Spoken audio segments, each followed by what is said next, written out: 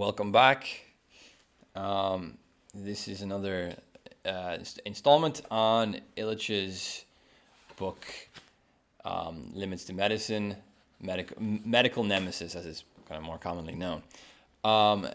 This section is titled Black Magic, and it deals with modern medicine in a few interesting ways. One, in the sense that it's he's analyzing it from the perspective of other social functions beyond what we might think is a kind of rational, enlightened view of medicine, which would be sort of like using medical technology and kind of rational diagnosis to treat illnesses in a very kind of empirical and pragmatic manner. That he's dealing here with the more priestly, what he calls priestly and royal roles. And by priestly and royal, he means medical practice as somewhat of an initiatory process into the myth of medical progress, for one. And he'll talk a bit more about what that myth promises people and what that myth is kind of grounded on. And also, I would say, to add on to that, initiatory processes into the power of this form of social relations, this medical authority. And I want to just point out that what's increasingly evident to me from reading this book, and I'm nearly halfway through it now, is that he seems to be observing like a massive change in social relations, which is obviously he's a philosopher and a sociologist of not just institutions but of failing institutions, but he seems to be in this book really delving into changes in the role of modern medicine, and what it's taking over from old roles of, for example, religious authority or religious practices.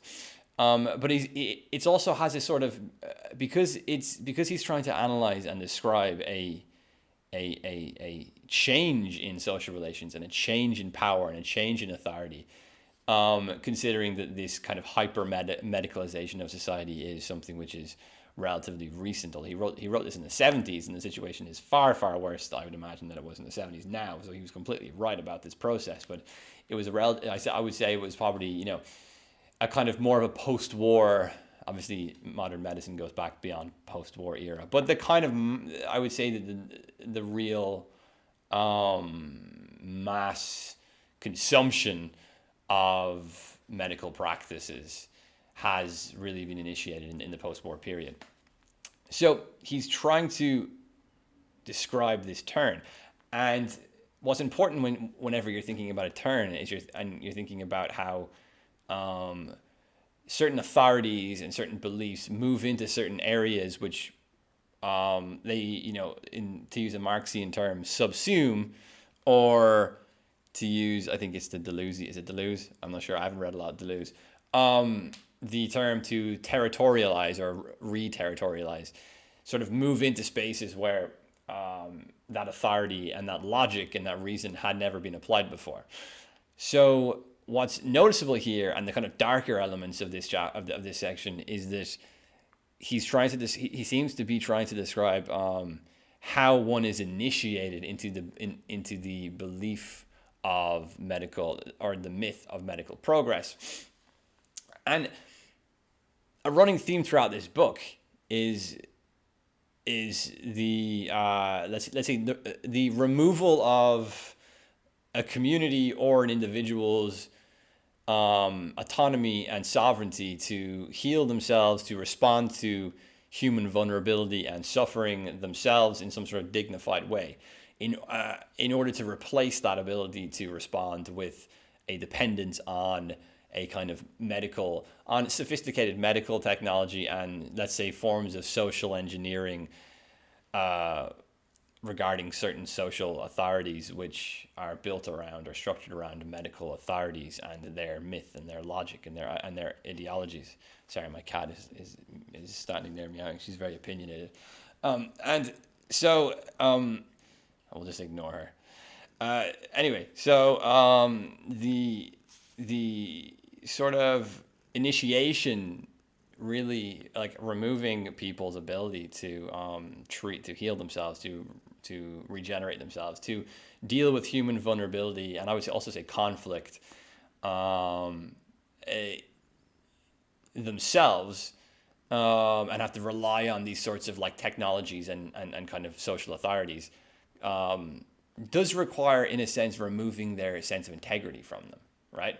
So this section, Black Magic, I'm going to read a few quotes from it, but it seems to be very much an initiation, which promises certain things. Those being often, that medicine can cure all pain and suffering and stop all suffering, or this, I'll go into the specific promises that this cult, he's basically calling it, offers.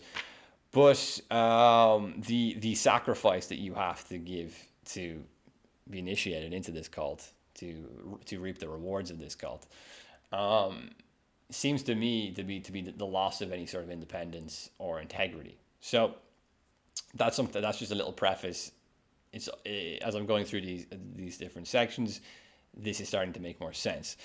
So that's just a little preface before we go into it, and maybe a little bit of a recap on the previous sections and kind of what I've taken from it so far.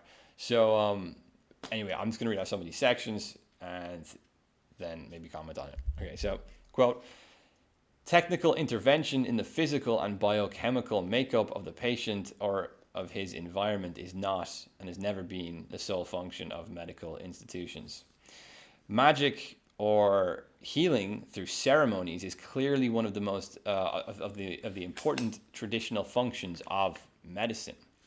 And he's not just talking about modern medicine here. He's talking about medicine in general, and he'll go a little bit into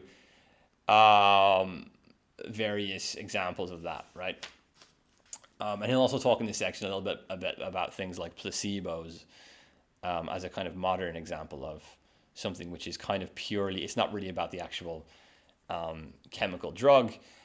It's about it's almost like a kind of recognition of the doctor as a healing agent, and the recognition of the patient as like someone who kind of wants to be healed, that there's somehow a sort of healing potential in placebos because of that, right? Because there's a sort of social relation, a sort of dynamic between the healer and the patient, of which isn't exclusive to modern medicine by any means. And I suppose he's trying to say that this is something which is left over in modern medicine, even if it's from a kind of bygone sort of pre-enlightened era. So he says, quote, in high cultures, religious medicine is something quite distinct from magic. The major religions reinforce resignation to misfortune and offer a rationale, a style, and a community setting in which suffering can become a dignified performance. End quote. So that's another important kind of phrase he used, a dignified performance. I think he's really trying to highlight in this book the transition from forms of dealing with suffering and sickness and pain and misfortune that allow or facilitate a sort of dignified response. And how we define dignified response is, of course, another question. But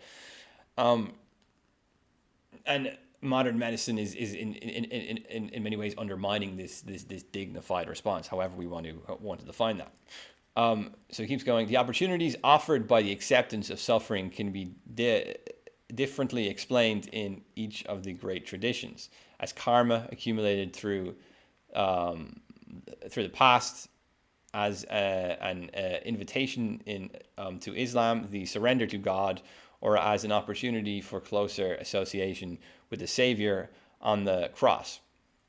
High religion stimulates personal responsibility for healing, sends ministers for sometimes pompous and sometimes effective consolation, provides saints as models, and usually provides a framework for the practice of folk medicine. So here he's describing more the, I suppose, traditional healing mechanisms within cultures, in which suffering is confronted by way of these belief systems, rituals, and so forth. So he keeps going here, and he says the separate cults of education, and then we're getting more into like the modern medicine critique here. The separate cults of education, transportation, and mass communication promote under different names the same social myth, which Vogelin is, I think, someone who wrote about, he's a cultural theorist, I think, who wrote about cultural myths and so on, describes as contemporary gnosis. Common to a Gnostic worldview and its cult are 6 characteristics. 1, it is practiced by members of a movement who are dissatisfied with the world as it is because they see it as intrinsically poorly organized.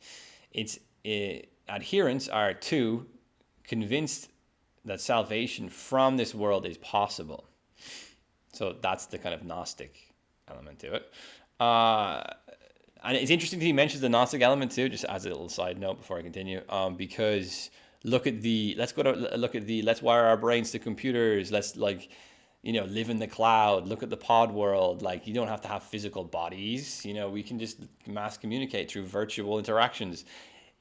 There's a serious Gnostic element to he's pointing out here, which I think has really also unleashed itself, not only through medicine, but now with our digital technologies and so forth.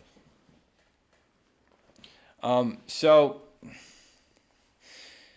yeah, I'll keep going.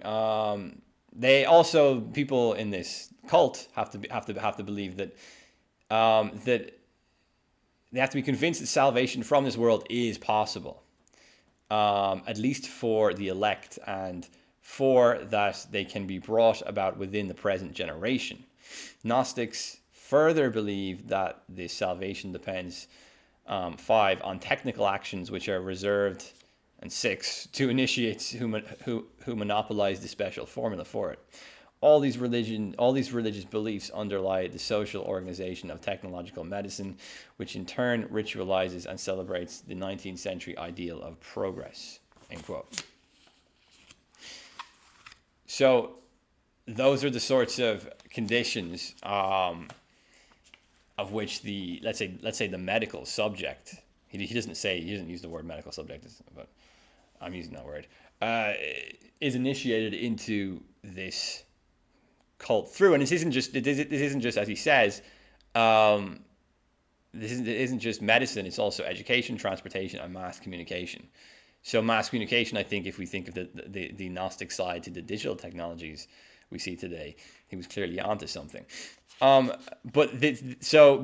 we could nearly say that like modern medicine is caught into larger mythological, ideological structures, of which basically which have stemmed from the 19th century ideal of progress, of which have this Gnostic element to them, but it's not exclusive to modern medicine. Particularly interesting about modern medicine, and just because it's relatable to biotechnology, is this. Sorry, my cat is like trying to like sit on me behind me. I'm just gonna put her there.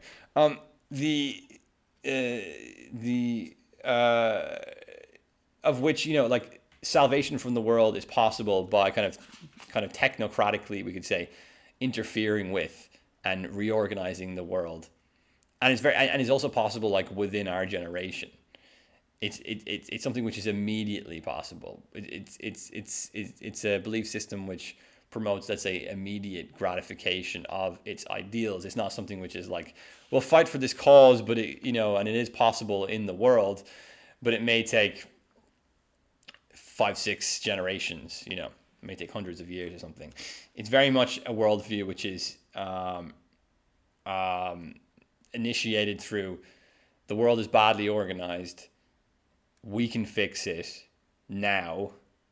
Um, this is a sort of salvation based on technical action. And there's also a special formula for that technical action, of which needs to be given to a, let's say, kind of a priestly class who, are the experts basically, right? Although he doesn't use the word expert here. I think that word was kind of more commonly used later on. This is from the 70s. So, one second, I'm just going to check what else did I.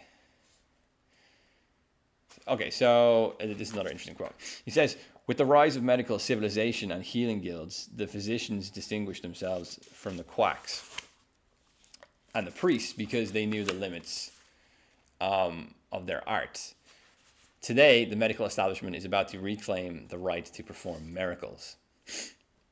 And this is, again, really important if we're talking about biotechnologies.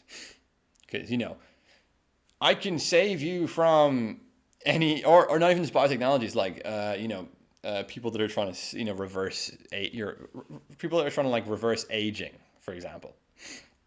People are trying to use science to overcome death, for example. These are the sorts of miracles he would probably be referring to.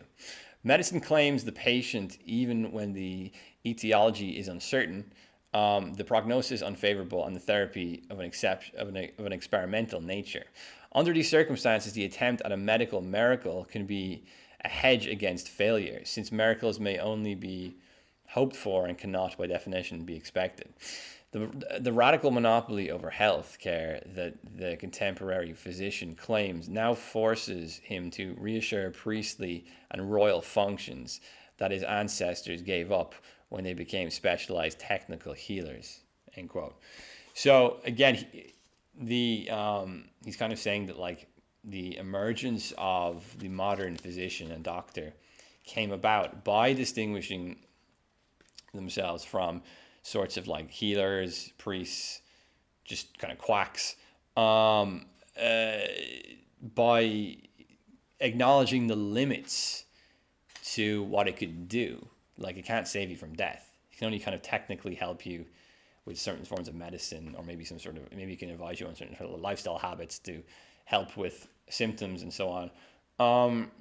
It has a kind of more prudent role, which is to technically fix, if possible, ailments, provide some sort of, like, let's say, quality of life improving medical management of symptoms and so forth.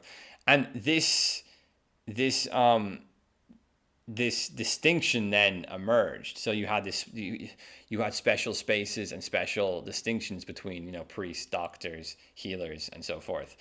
And he's basically trying to describe the breaking down of these boundaries. And these boundaries have, I think, in our world, again, to bring this back into COVID, I think is perhaps something I'm just going to end up doing, even though I'm going to try to avoid doing it every single time I make a video of this, but I'm probably going to have to do it, is that we see the role of the doctor, I think, especially with someone like Fauci, really move from being this kind of, like, just a kind of technical healer, specialized technical healer, to someone who has this kind of, like, almost like strange, I'm not going to say libidinal energy about him, because that's I don't think there's much libido going on there, but sort of has a sort of cultish following, and medicine moves into certain kind of utopia orientated promises of, we can live in a world of, like, no contact. We don't have to, like,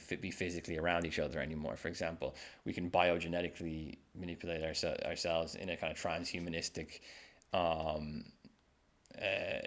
hope of eliminating any suffering whatsoever. We can overcome death.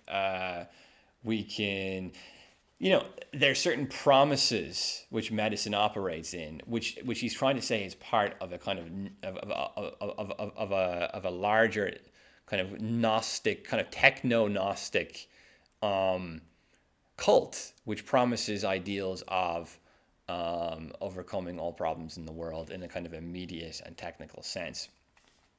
So that's basically it from this chapter. I think that was an extremely interesting and somewhat like dark, because the idea of doctors actually operating in this way is quite unsettling, because you kind of wonder, like, like genital mutilation cults, right? Like, that's kind of a thing today. Not to be controversial about that or anything, but that's kind of a thing today. And I think we're still yet to kind of realize the modern medicine has moved into these priestly and cultish priestly roles in various ways, which I think we're still kind of coming to terms with that, and we don't know what to do about that, which is pretty scary. So well, that's enough for this video. Thanks for watching, and subscribe.